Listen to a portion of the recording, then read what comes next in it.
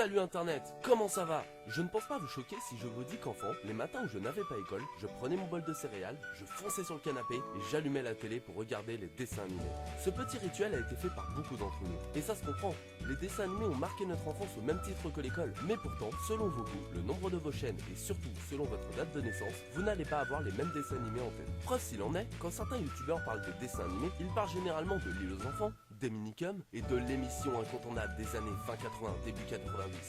Le Club Dorothée, le Club Do, sainte émission des saintes émissions pour enfants. Celle qui nous a donné DBZ, Senseiya, Sailor Moon. Sainte émission probablement, mais émission dont je n'ai aucun souvenir étant donné que j'avais 4 ans lors de sa déprogrammation. Personnellement, mon enfance a été bercée par M6 Kids, Les Zouzous et TF1 Jeunesse / TFU. Donc, quand on me parle du Club Do et de toutes les émissions de ces années-là, ça me rend pas nostalgique, loin de là. Les seuls retours que j'en ai sont principalement les vidéos du joueur du grenier qui en a parlé plus d'une fois. Et à chaque fois que je l'écoutais, une envie de rendre hommage aux dessins animés de mon enfance grandissait. C'est donc pour ça qu'aujourd'hui, j'ai décidé de faire un top con sur les dessins animés de TF1 Jeunesse et TFU. Si je commence par celle-ci, c'est parce qu'elles ont apporté en France beaucoup de dessins animés que j'ai adorés et que je connais encore par cœur aujourd'hui. Donc, marchons ensemble dans la nostalgie la plus pure, mêlant le bon et le mauvais, mais qui nous émerveillait étant jeunes. C'est parti!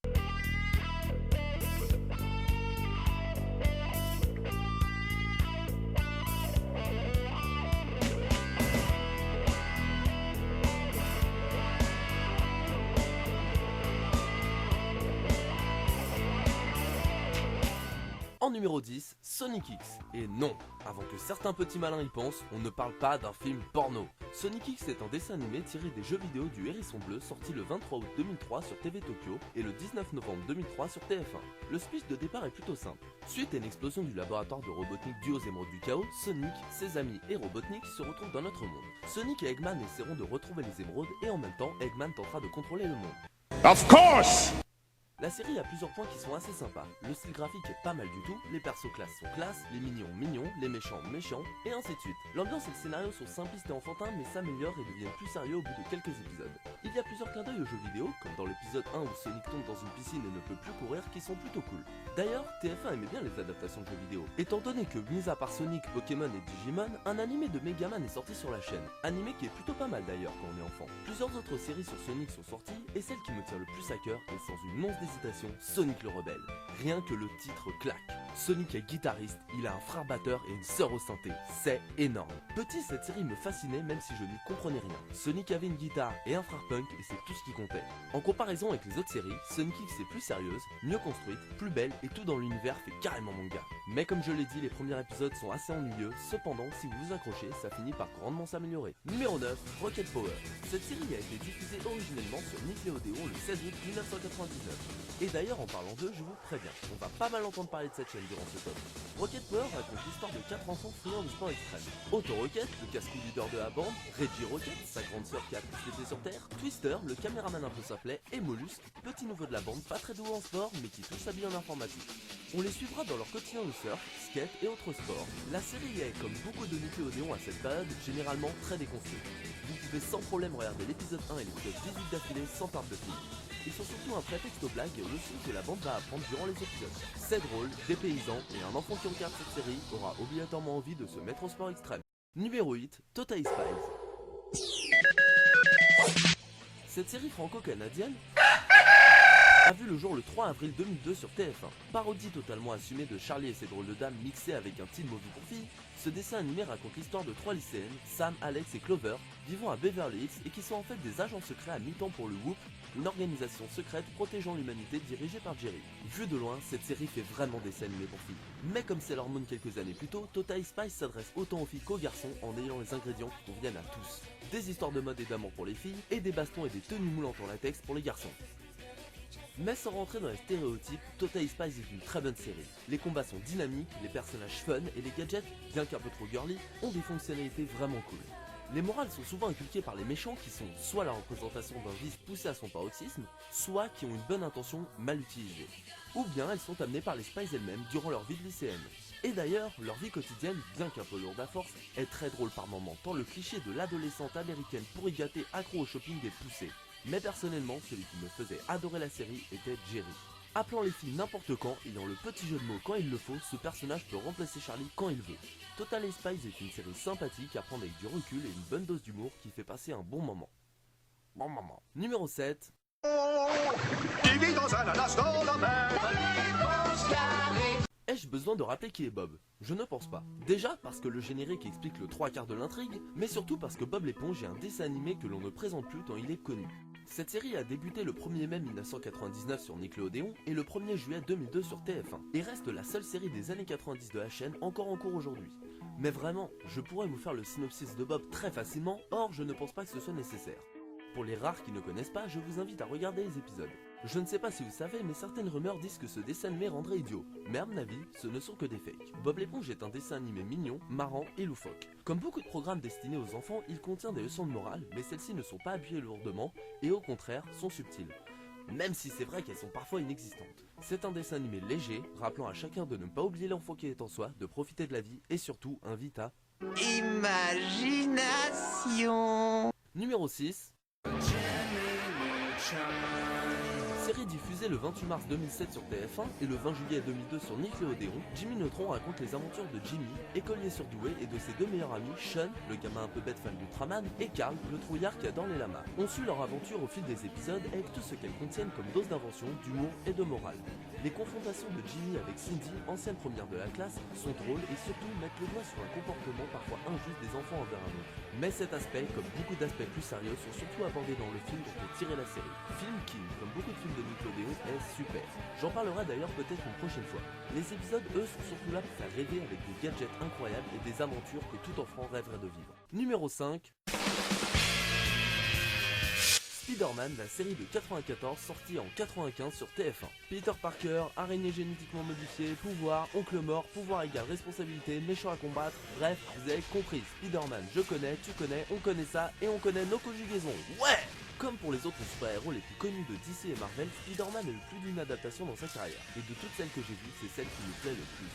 Le générique est génial, Peter a un design différent du comic mais intéressant, les histoires sont tantôt simples et sympas, tantôt dignes d'une histoire de comics et partant dans son délire. Les ennemis sont géniaux, en particulier Venom lors des 2 premiers épisodes où on le voit, qui amène un vrai sentiment de stress pour Peter et le spectateur. La série possède d'ailleurs un petit côté kitsch assez bienvenu, qui nous fait plonger davantage dans le comics sans que ça dénature le dessin animé. Numéro 4, Avatar. Mais non, pas celui-là, Avatar le dernier maître de l'air.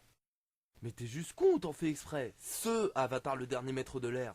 Le dessin animé de Nickelodeon sorti le 21 février 2005 et le 27 août 2005 sur TF1 Jeunesse. L'histoire est celle de Aang, dernier fils de l'air ainsi que la réincarnation de l'Avatar, le seul être capable de maîtriser le feu, l'eau, la terre et l'air. L'Avatar de chaque génération a pour but de maintenir l'équilibre entre tous les royaumes. Mais à la suite d'une tempête, Aang a dû se congeler sous peine de mourir noyé. Il sera délivré 100 ans plus tard par Katara et Sokka, deux frères et sœurs de la tribu de l'eau du pôle sud. À son réveil, le jeune Avatar constate que son absence a provoqué une montée en puissance du royaume du feu. Aang devra alors parcourir le monde afin de maîtriser les 3 autres éléments pour pouvoir rétablir l'équilibre dans la force.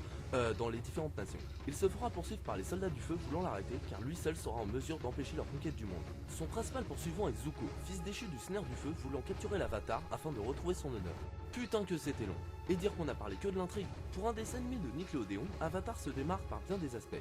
Il y a pas mal d'humour et de gags comme on en retrouve chez d'autres séries de la chaîne, mais l'histoire, elle, est plus sérieuse, plus sombre par moments, et il y a une vraie progression au fur et à mesure des épisodes, ce qui tranche totalement avec les autres séries que je vous ai citées. Ce dessin animé est très bon, malgré un aspect un peu trop enfantin quand on le regarde adulte. Ce qui n'est pas grave en soi, mais si la série avait eu un public cible un peu plus âgé, je suis sûr qu'Avatar sera un grand classique aujourd'hui. Cette série a tout pour plaire. Les personnages ont un passé et une personnalité, l'univers que ce soit à travers la nature, les costumes, les habitations et les animaux sont très travaillés et s'inspirent des plus grands. Preuve s'il en est avec Appa qui personnellement me fait penser à un mix entre du Miyazaki et du Star Wars. Avatar est une super série qui est parfaite pour initier les plus jeunes aux univers fantastiques. Numéro 3.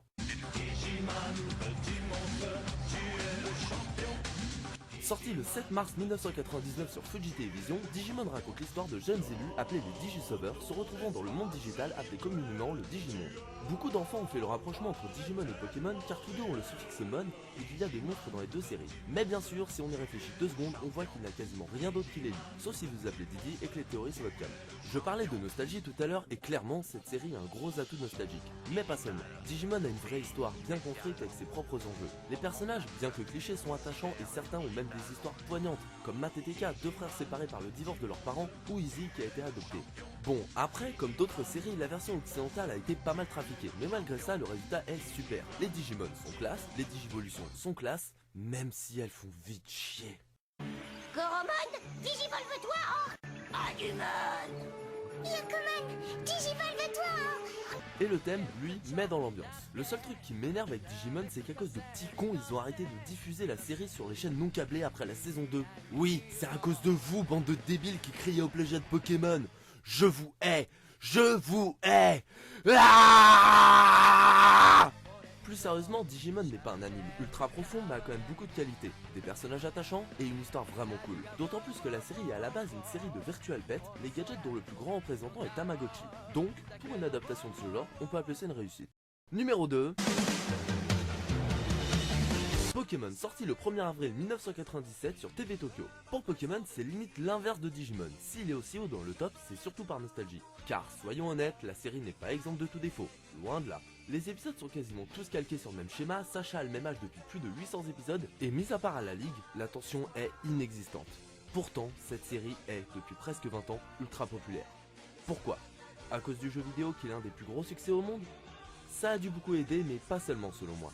Je me suis arrêté après ON, mais les premières saisons arrivaient à nous plonger dans l'univers de la série. Quand on regardait Pokémon, on voyageait avec Sacha et ses amis. On était émerveillés par ce qui se passait. Certains épisodes étaient même poignants. Comme le jeu vidéo, l'anime voulait nous faire voyager, il y arrivait avec une grande facilité. Les personnages nous faisaient ressentir leurs émotions. Et par moments, on avait l'impression d'être là, avec Sacha, en train de parcourir le monde pour en découvrir ses merveilles.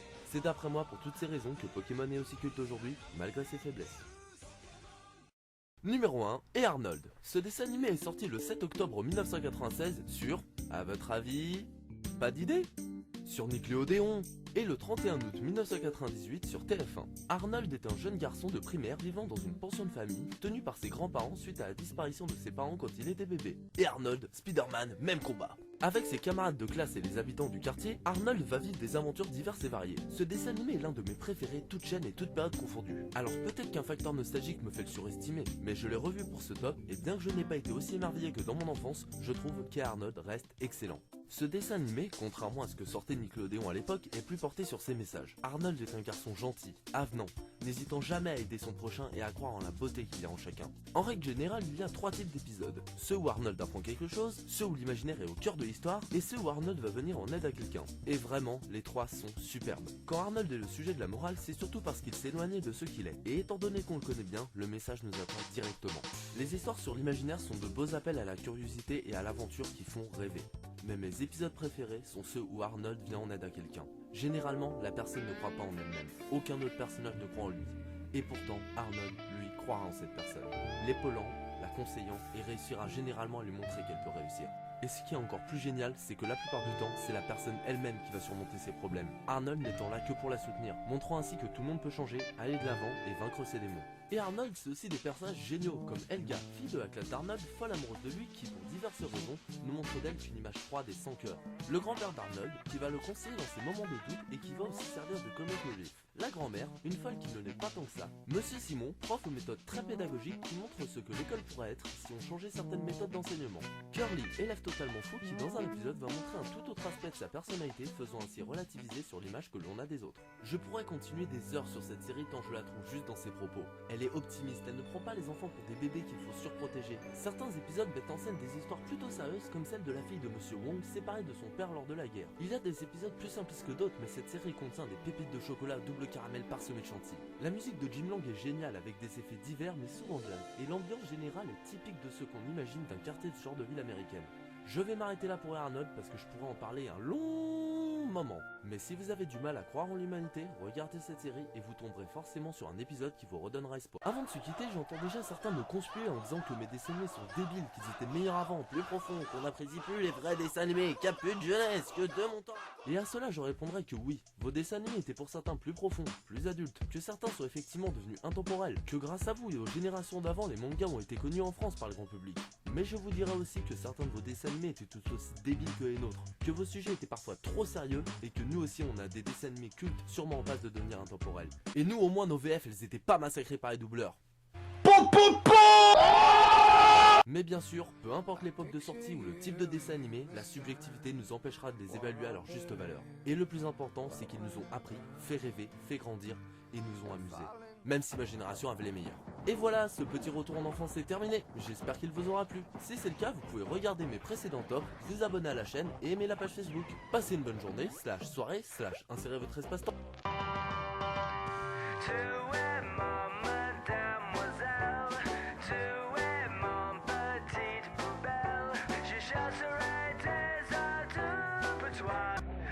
Serrated down my pantalon.